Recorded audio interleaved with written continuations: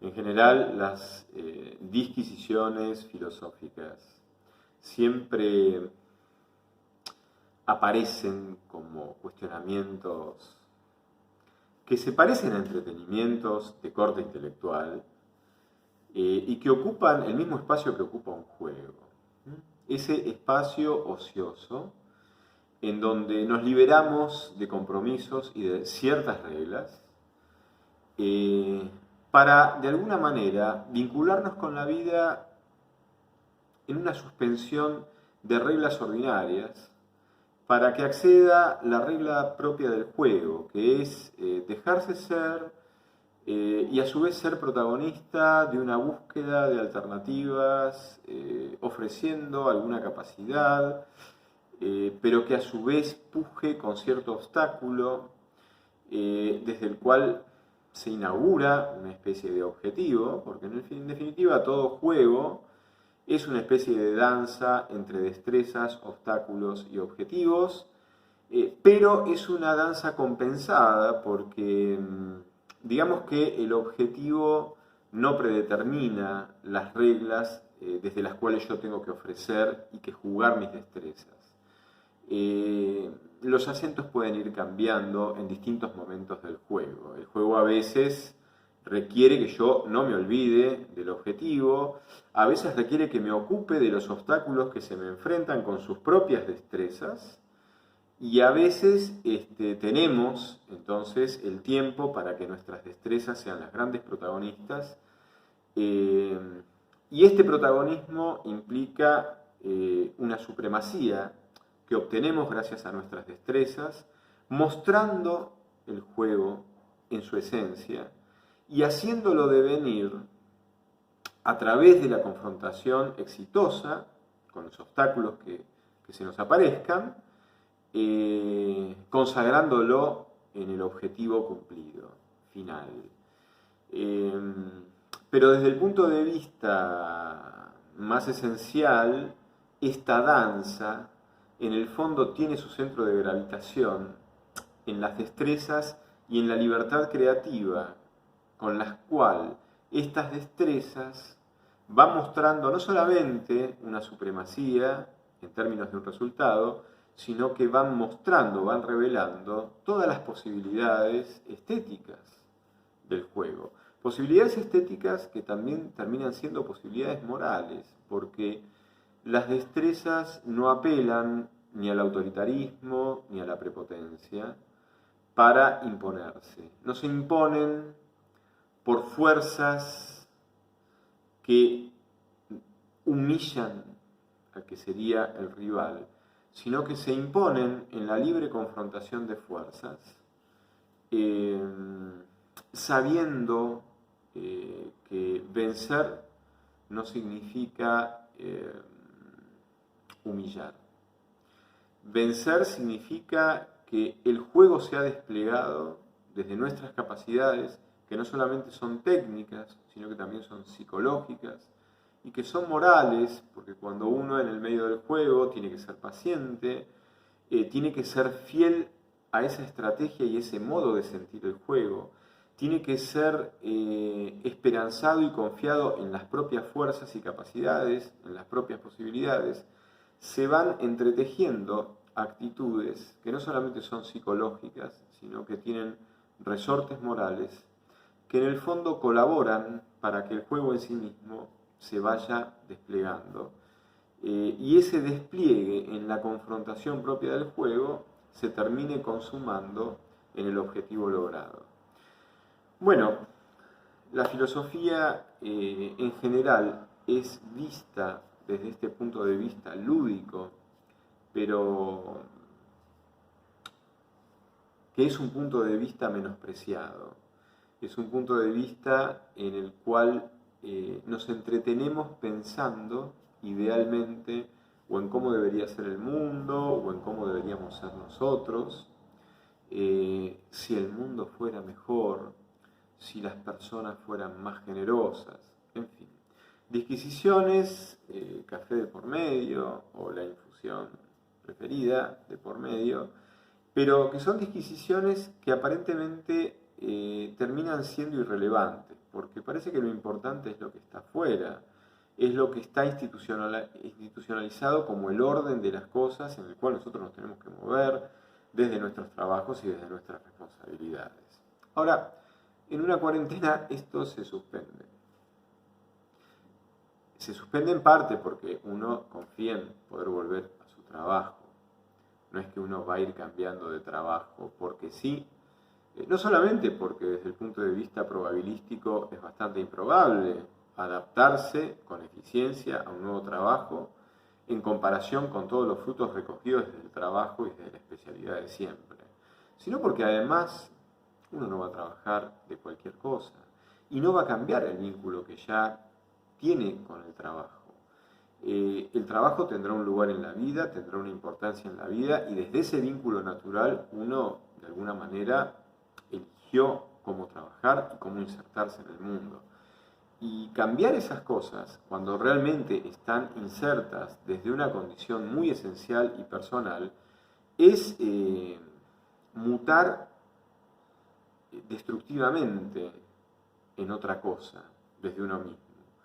Con lo cual no es que estamos pensando en cambiar de trabajo, pero lo que sí es cierto es que aparece un momento filosófico muy interesante, porque el momento filosófico adquiere relieve cuando nosotros nos empezamos a cuestionar cómo nos relacionamos con eso, que en definitiva a lo mejor no queremos cambiar sustancialmente.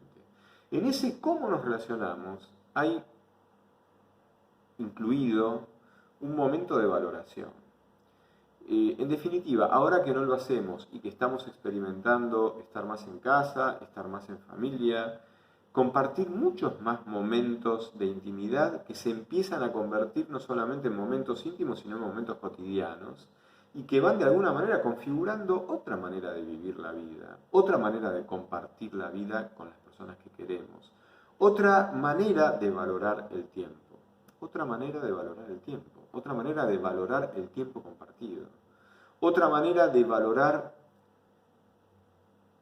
cómo es el modo habitual en que nos relacionábamos, qué perdíamos en esa habitualidad y qué cosas estamos ganando cuando empieza a haber una abundancia de tiempo para innovar otras posibilidades vinculares. Esto dentro de casa. Fuera de casa, nos podemos proyectar en cuanto a si en la forma tradicional yo perdía todas estas cosas que son como innovaciones que la cuarentena de alguna manera me impone pero me posibilita descubrir y practicar, entonces, ¿cómo podría yo modificar el vínculo que tengo con las cosas que están puestas en el afuera, desde el trabajo, la responsabilidad, los proyectos, el propósito de vida? El propósito en el mundo, mejor dicho, porque la vida es mucho más amplia que el mundo. ¿Cómo podría modificar yo esas cosas? Entonces empieza a haber tiempo para hacerse esas preguntas. Y es muy interesante hacerse esas preguntas porque contamos con el tiempo suficiente y contamos con esa intimidad con la cual día tras día nos empezamos a acostumbrar a convivir y en esa intimidad nos empezamos a encontrar con más sinceridad, con más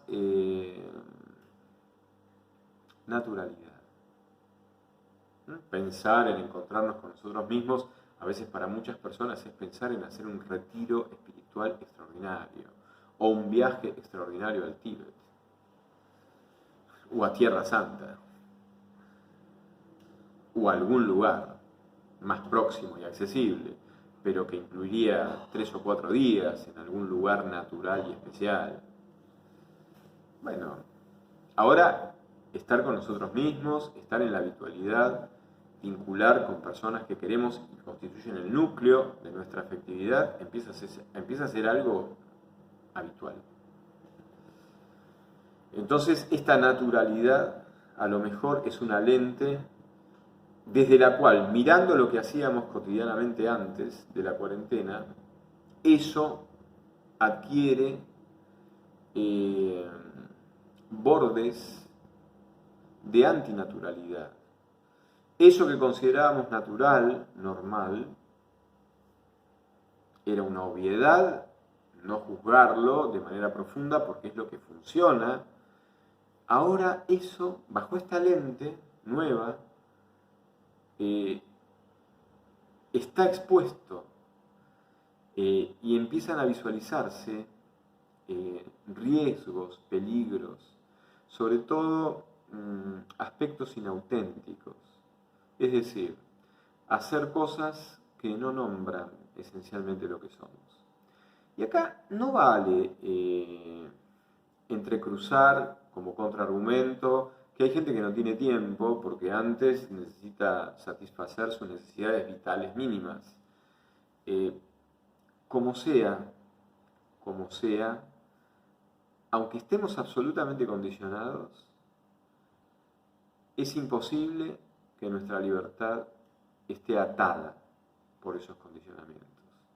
Siempre tenemos la posibilidad de repensar las cosas de una manera diferente y de decidir engendrar la audacia necesaria, quizás con el tiempo que lleve, para poder ser consecuentes en nuestras acciones y en nuestras decisiones respecto de esa nueva visión que nosotros quisimos engendrar y regalarnos desde una autenticidad mucho más grande. Entonces, ¿el problema es el coronavirus? ¿O el problema es que el coronavirus está desnudando un sistema mundial maldito, en el sentido de que es un sistema inhumano e injusto, porque sus propósitos y los medios para alcanzar, para concretar esos propósitos, son medios que explotan la condición humana y la subsumen bajo una indignidad que es absolutamente inaceptable. El problema es que nosotros lo sabemos y muchas veces nos mortificamos genuinamente por eso, pero a su vez nos sentimos impotentes si nos pensamos solo desde nosotros mismos, desde la unilateralidad de nuestra subjetividad aislada, y entonces enseguida inferimos que desde esta soledad no podemos contra un sistema mundial completo. Tal vez pase eso, tal vez suceda eso, o no. Pero suceda o no suceda, hoy sí tenemos la oportunidad de al menos empezar a visualizar los cambios que son radicales. El problema no es el coronavirus. El problema está denunciado por el coronavirus. ¿Y qué es lo que se denuncia? Un sistema que es indigno, que aunque nos funcione individualmente a muchos de nosotros, porque nos procura confort, seguridad, cierto pasatiempo, seguimos estando indiferentes y a espaldas de las consecuencias indignas que caen sobre otros, sobre otras personas. Esos que hoy, amenazados por el coronavirus, ahora denominamos con más afectividad, llamándolos hermanos, prójimos, ¿no? Lo que es interesante es que el sistema está denunciado porque ahora que se paralizaron los mecanismos que lo sustentan, el sistema, para poder seguir funcionando, necesita de una lealtad que comienza a ser una profunda deslealtad en una situación de crisis ante una amenaza de enfermarnos y morirnos. Entonces, acá se ve con claridad cuál es el verdadero enfrentamiento. Este enfrentamiento que denuncia lo maldito de un sistema injusto que humilla al hombre, en esta visualización tenemos la oportunidad de reconocer en nosotros mismos qué es lo maldito, con lo cual yo sigo negociando para tener ciertos beneficios. Entonces, en este momento, la cuestión filosófica termina siendo la más realista de todas. Porque lo otro se convierte, bajo esta lente, en un pasatiempo. Podemos pasarnos la vida perdiendo la vida sin darnos cuenta, bajo el disfrute y la abundancia económica.